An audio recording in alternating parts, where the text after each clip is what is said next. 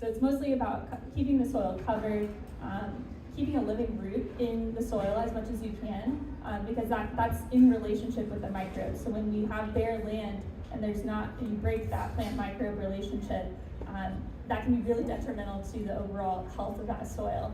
So plants are great, mulch is great, and just generally being aware of compost quality is probably the biggest opportunity for improvement. I predict the rest of my career is going to be about helping people understand good compost from bad compost or not great compost. We want compost that has a lot of living organisms in it, and I can tell you that most industrial compost that you get from a soil yard or pick up at Home Depot is not going to be very biodiverse. So looking for more small scale vermicompost makers is a good way to go, or making it at home yourself and being really informed and making sure you're getting plenty of fungal foods in there. That's the biggest thing you can do at home. Let's see, so I think because we only have 75,000 acres of habitat that we're trying to restore, and we're accumulating stuff as we go, but what we have is basically what we're gonna get left with. I think the push is to try to get as much growth from that and output from that as we possibly can. So yeah, I think progressive fungal driven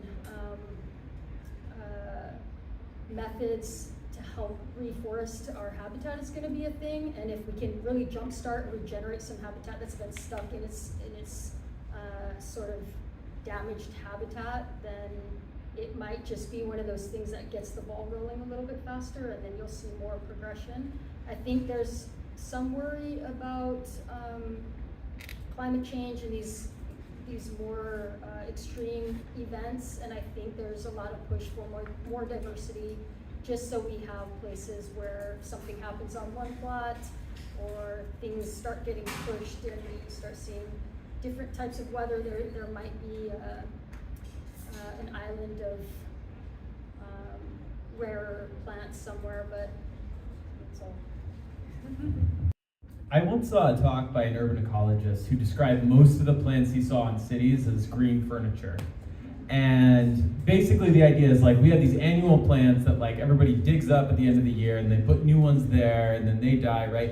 And they're not actually from the place you're in. We do the same ones everywhere, and we need to stop thinking about these landscapes as, things we put there, and we need to shift our brains towards, these are things that are from here and that live here, right? And when you start working with native plant biodiversity, you start creating habitat for native fungal biodiversity and bacterial nematodes and archaea and all these other things that are here. And I think that's really step one. And once you start having perennial species that live there year and year and year, you start to create soil structure, and you start to attract and have more probability of attracting those native species. And then you can start talking about doing these active sort of transplants and compost things, but really thinking about every green space in the city as an ecosystem, I think is really important.